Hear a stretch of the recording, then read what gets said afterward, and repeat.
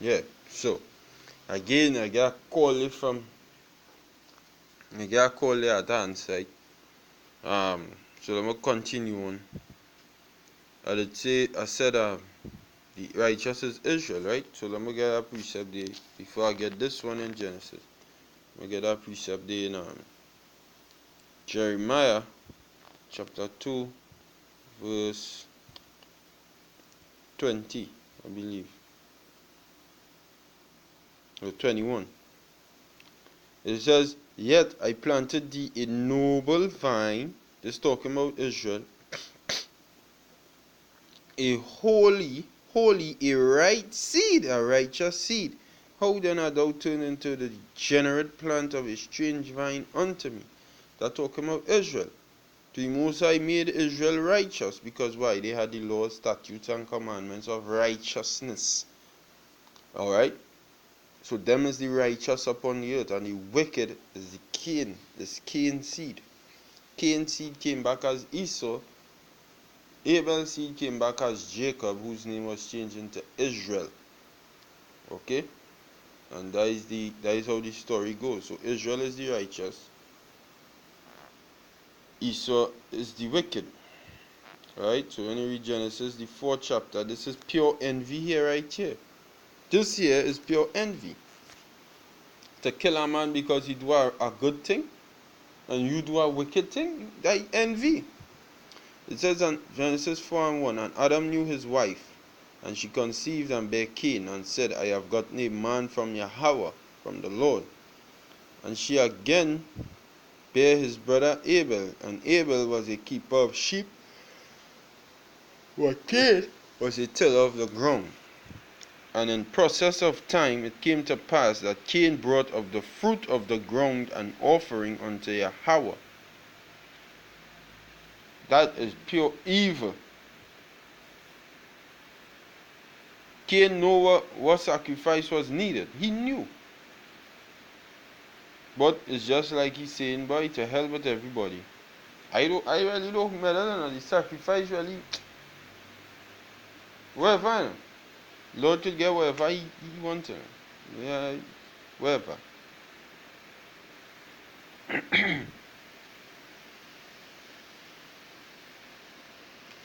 I read it over, verse 3. "And in process of time it came to pass that Cain brought of the fruit of the ground an offering unto Yahweh. And Abel he also brought of the firstling of his flock," proving that they had the law. When you go back to the law of Moses, that is what required.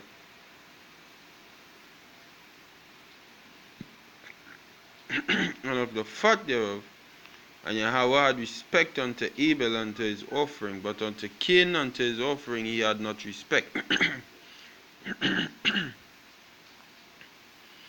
And Cain was very wroth, meaning he was upset. "And his countenance fell. And Yahweh said unto Cain, Why art thou wroth?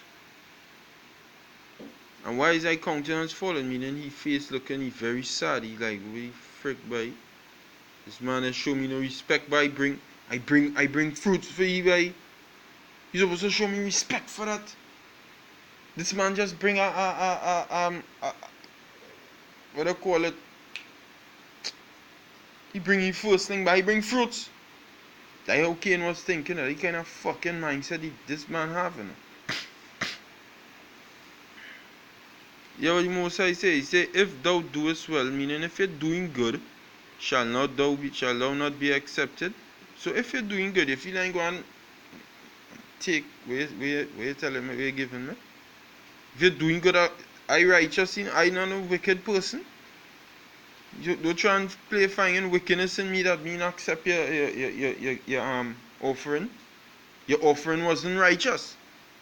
So how you want me to accept that? Now the Most High saying in a roundabout way, "And if thou doest not well, sin light at the door. The wages of sin is death, and unto thee shall be his desire." Meaning sin ain't going to depart from you. Sin going to desire to be around you. "And thou shalt rule over him." You understand? You can rule over sin. So he's the devil.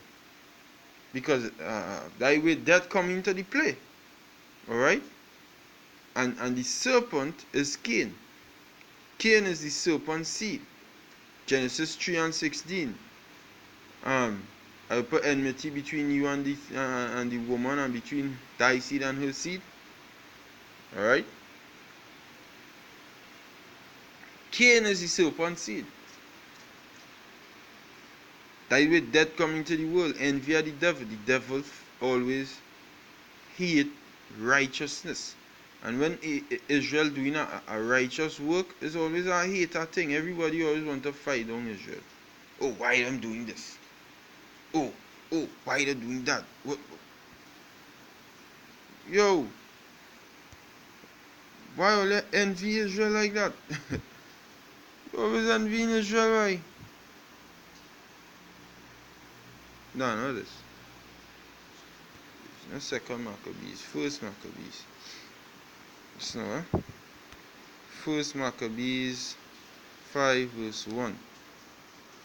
It says, now when the nations round about heard that the altar was built, remember this time was in the Greek Empire, and Israel was catching all kind of hell. Now Israel starting to build back up the self. Now here what they do.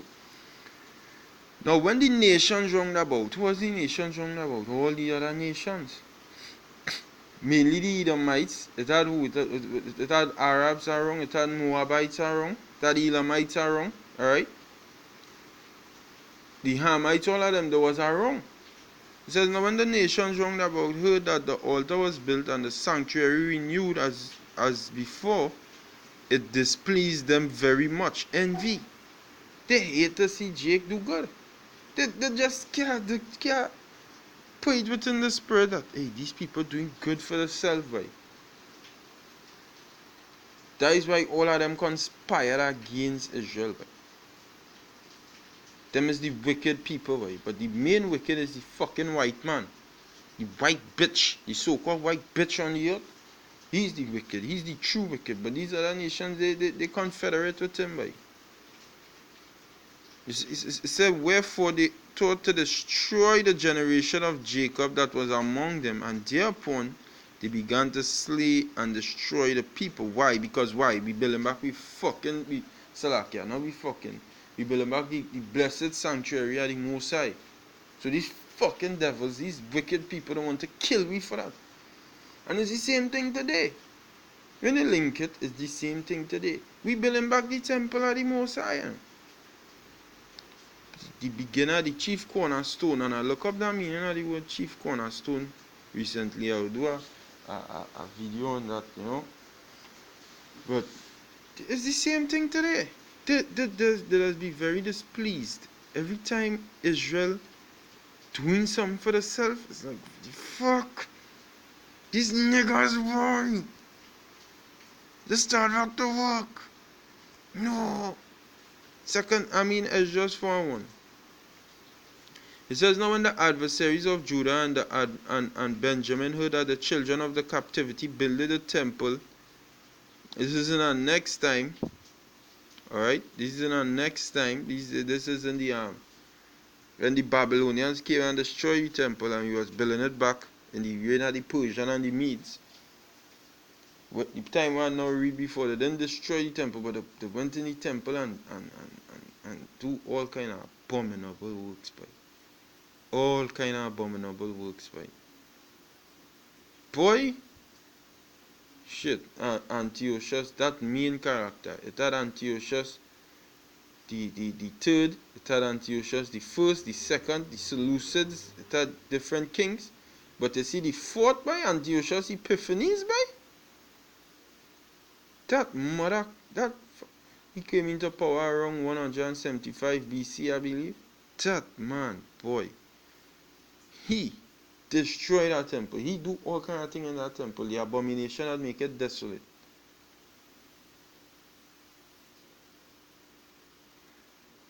He was the beginning of the fulfillment of that. The other part of the fulfillment of that is the Romans. And it finally, it's still being fulfilled right now because they make me more desolate to this point. The Romans, the Edomites come back when the fuck, hey, Christopher Columbus. The Edomites primarily is the abomination that make it desolate. It says, now that when the adversaries of Judah and Benjamin heard that the children of the captivity builded a temple, now we adversaries. Why are they we adversaries? Because they don't like we.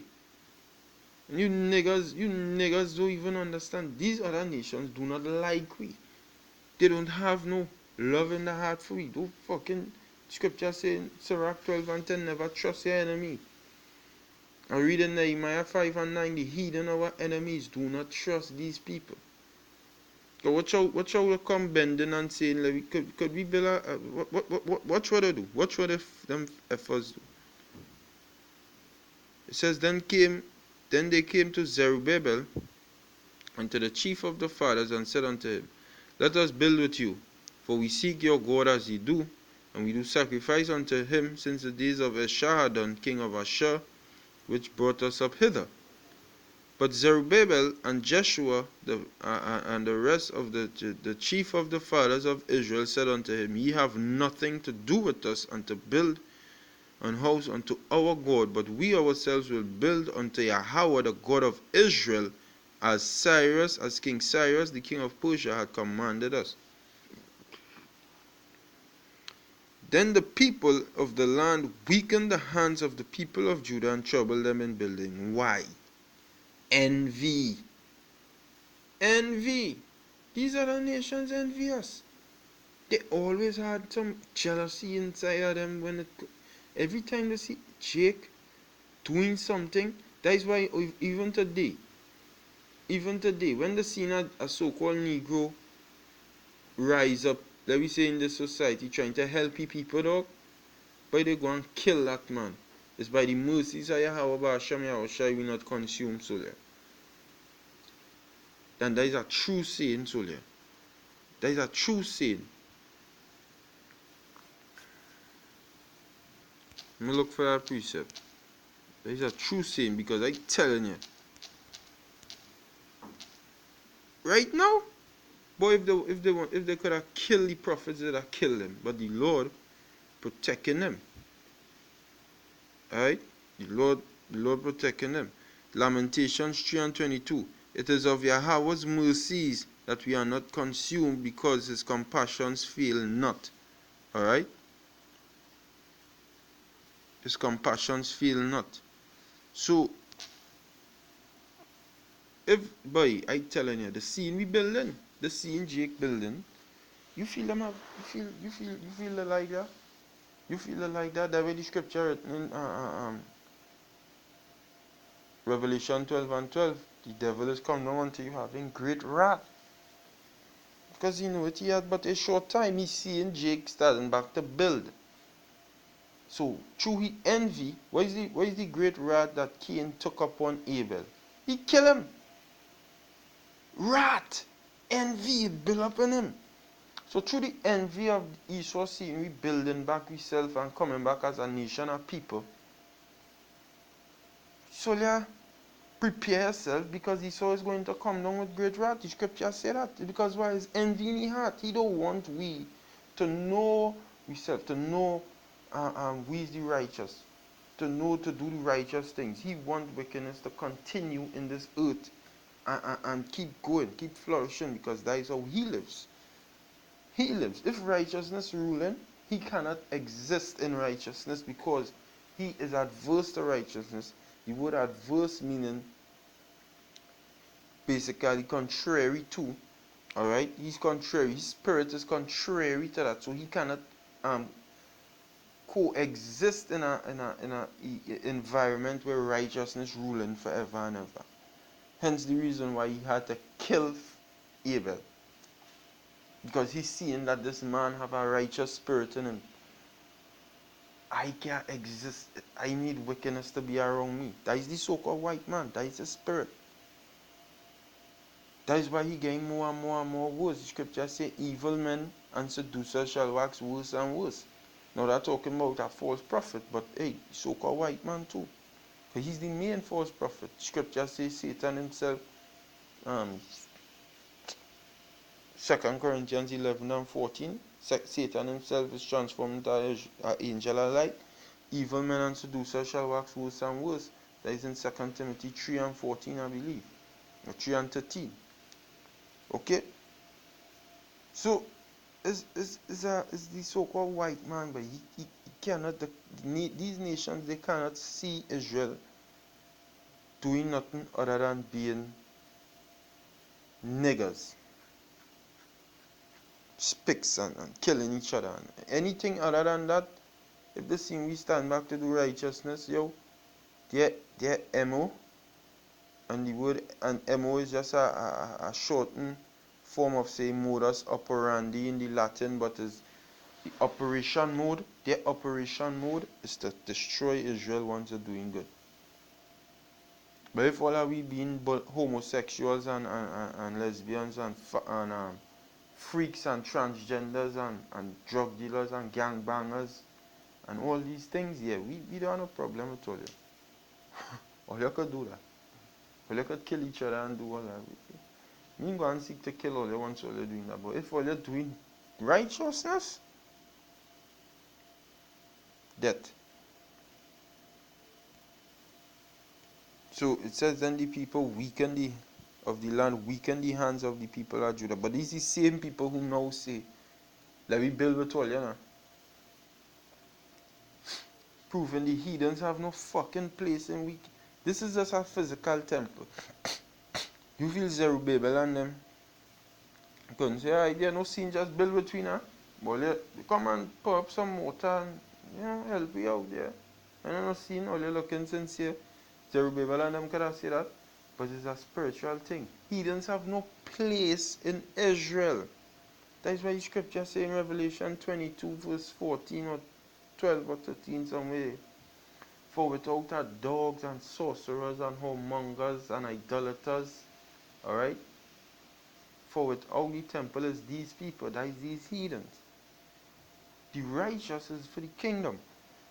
These heathens have no place. This is why the forefathers say, hey, you have no fucking place in this building. This we God, not yours. You know? And through envy now, again, what I want to do? We try and weaken the hands of the righteous men. So, hey, hopefully this was edifying. These other nations, they always envy Israel, but always, but is just envy on top of envy. But we strong through Yahweh Ba'asham Yahweh Shai. And this one, that is why in Acts the 5th chapter, right? I believe Acts 5 and 38, when Gamaliel stood up and say, leave, if it be at the Most High, you cannot overthrow it. This time, you can't overthrow it.